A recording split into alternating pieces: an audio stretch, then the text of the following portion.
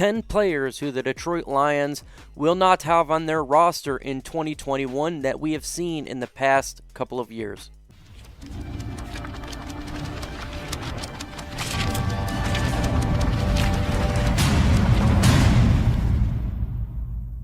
Welcome, YouTube, to Detroit Lions Talk with MicroMike, where I talk all things Detroit Lions news, rumors, analysis, breakdown, and everything regarding our franchise. In this video, I'm going to give you 10 current Detroit Lions players that has been on this roster for some time that will not be on the roster in 2021. There's various reasons why these players I selected will not be on the roster.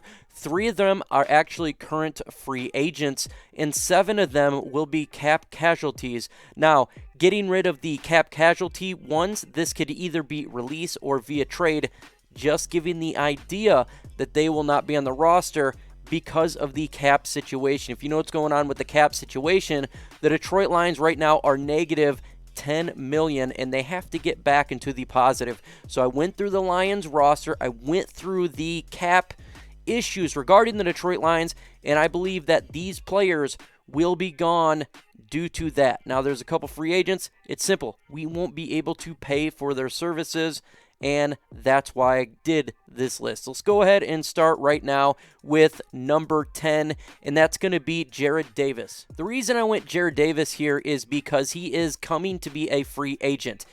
This is not necessarily financial related, but it goes to the fact of, is he worth to re-sign for the Detroit Lions? We picked him up in the first round a couple years ago, and we had high expectations for Mr. Jarrad Davis. However, it has shown that he is not living up to his worth that we thought he would be. The Detroit Lions linebacking core was in a world of hurt, and he was one of the issues there.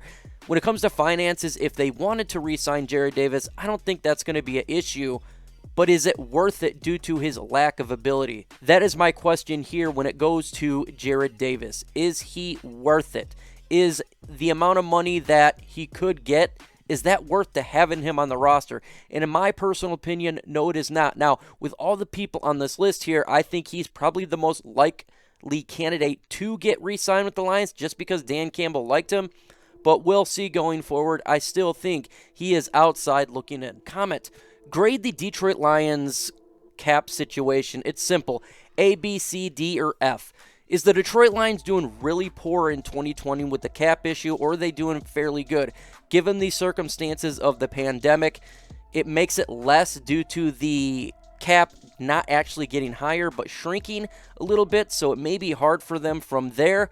But let me know what the fan base thinks about the Lions cap issues. Number 9 on my list here is Marvin Jones Jr. This is basically a inability to re-sign him due to finances. He's going to command a decent amount of money. Now, we're not talking big time money, but when you're over $10 million in cap, you have to save every dollar.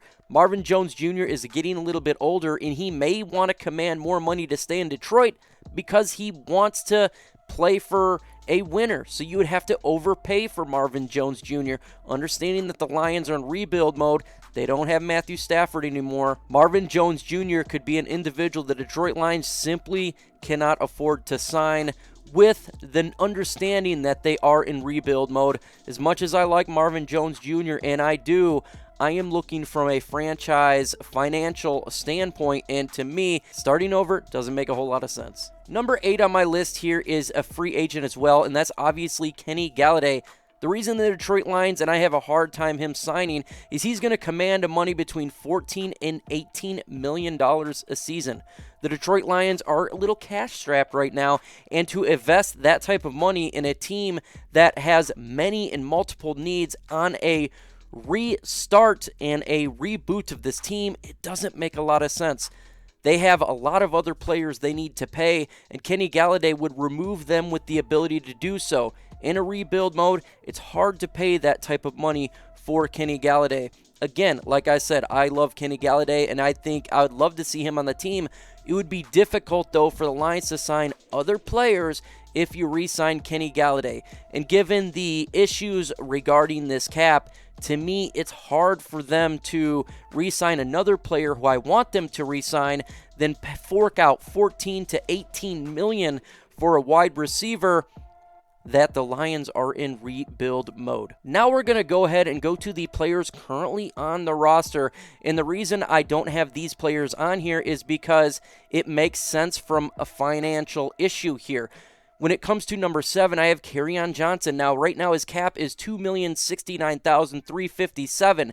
If the Detroit Lions decided to cut him, it would be a dead cap of $700,000, saving the Lions $1,003,666. From him not being used as much as he should be from where he was drafted out, it makes sense to go ahead and cut him and save some money and maybe find an individual who actually plays more of an integral role for the Detroit Lions. Now, his cap savings, not a whole lot. With that said, you have to look at all the avenues for this team. Number 6 on my list here is linebacker Christian Jones. His cap is $4,742,000, a dead cap of $2,185,000, and it saves the Detroit Lions $2.5 million.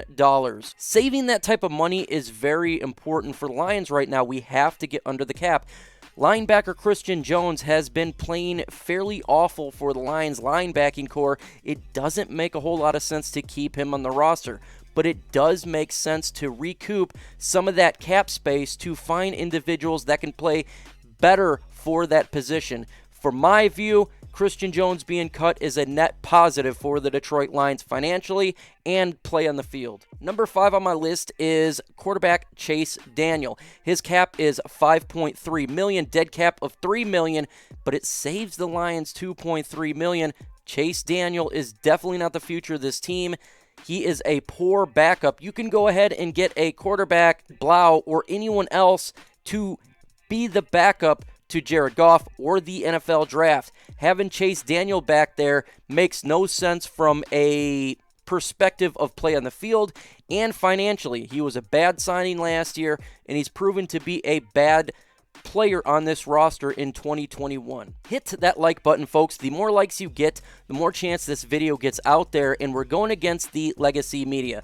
Why do you want the video to get out there? Well, the more likes you get, it really pushes the video out. It's crazy how this algorithm thing works, but if you want to support me, you hit that like button and you can get your voice out there, and so One Pride can be heard by everybody. Number 4 on my list here is defensive tackle Nick Williams. This one is a very fine one to look at because his cap is $5.7 million. His dead cap's only $1 million, so it saves the Detroit Lions $4.7 million. That is a big amount of money to really help get under this cap situation. Nick Williams is not the greatest player on the field.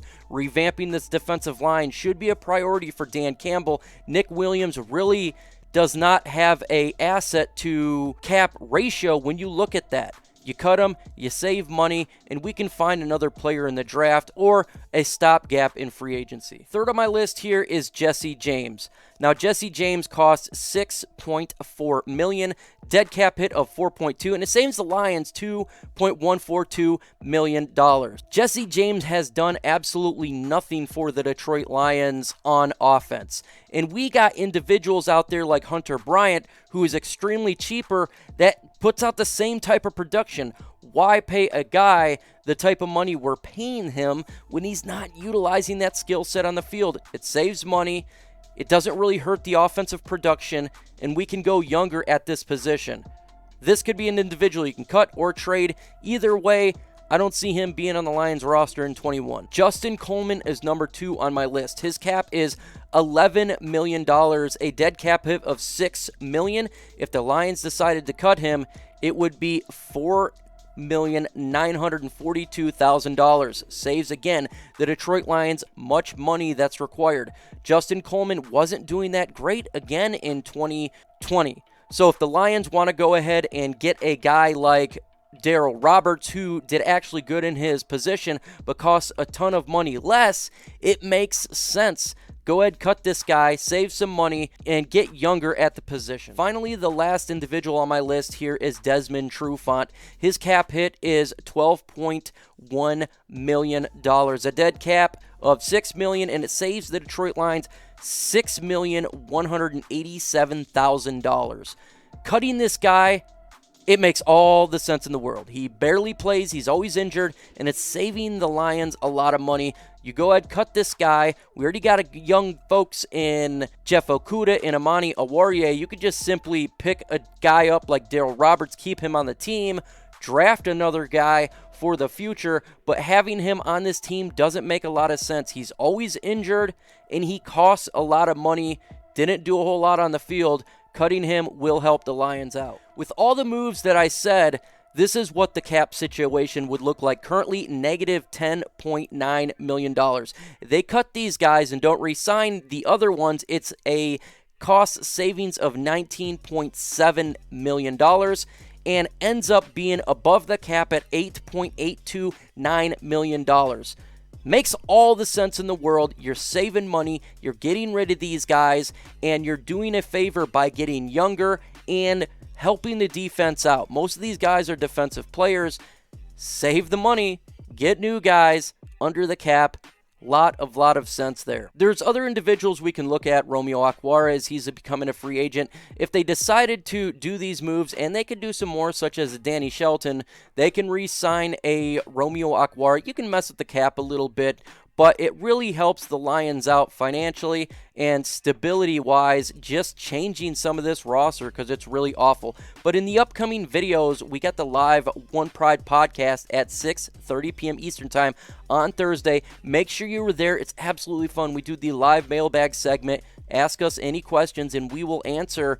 It is such a great time to get your voice heard and us give you answers. Also on Tuesday at 7 p.m. Eastern Time, we have Spiked Kool-Aid with the Gridiron Blitz on his channel. It's a fun show. It's a heated show. I'm generally on there. The Grid's on there. We're having all sorts of fun. Stop in and hang out.